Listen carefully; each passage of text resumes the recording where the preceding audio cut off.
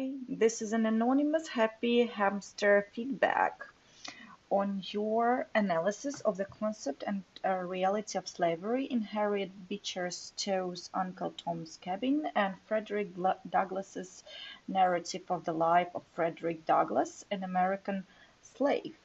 So the aim of the feedback is to improve your performance in the future as well as to clarify some of the issues you might have regarding the writing in question. Format, it's going to be oral and written comments, and the written comments you can left hand side, hints on the areas covered and color coding system that I used to give feedback. I will start with content, and content is highlighted in yellow.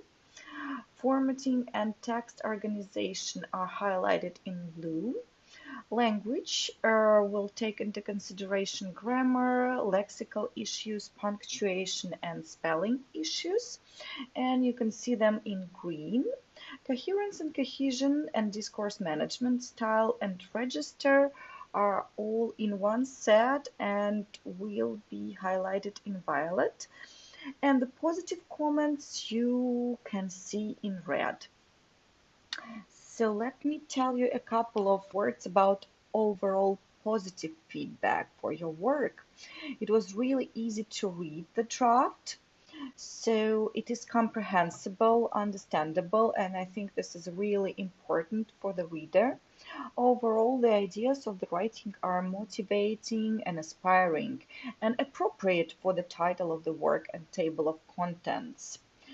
So there are clear links between some parts of the text, and I also find that grammar and lexical resources are on a sufficiently high level overall, and there are just some minor exceptions. The register is mostly appropriate, and I'm going to give you some positive examples from the text as well. Let's just move on to the feedback itself. Let's start with the table of contents.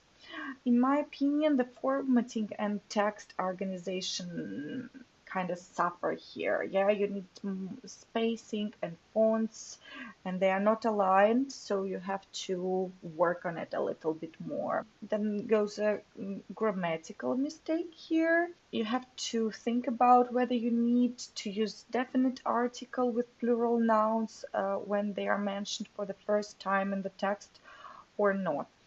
This is a lexical issue, it's a wrong part of speech, so we normally use adjective plus noun, not adverb plus noun. Also think about that. I really like the introduction here. It's actually about register, other issues, and in this case this is about repetition.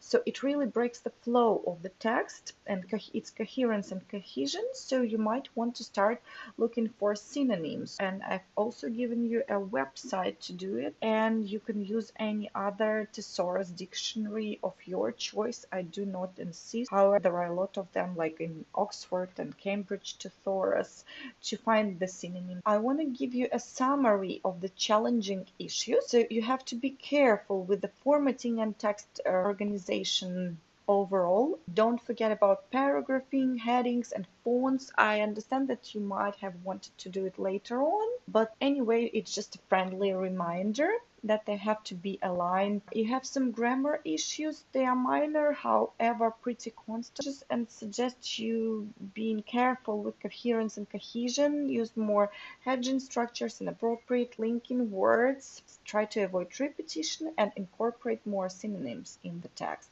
And a couple of words on style and register. If I were you, I would rather not mix formal and informal vocabulary and avoid phrasal verbs and colloquial vocabulary in academic writing. Overall, I have to admit that despite the fact that you have some problems with hedging structures and linking words, your discourse management is on a pretty high level.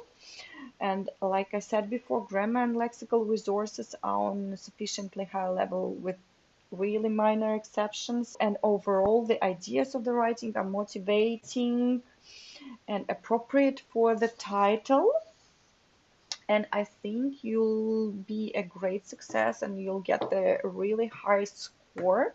especially after my feedback. Okay, so just way to go and well done. And I'm sure the final draft will be a huge success. So good luck with editing your work and getting a good grade.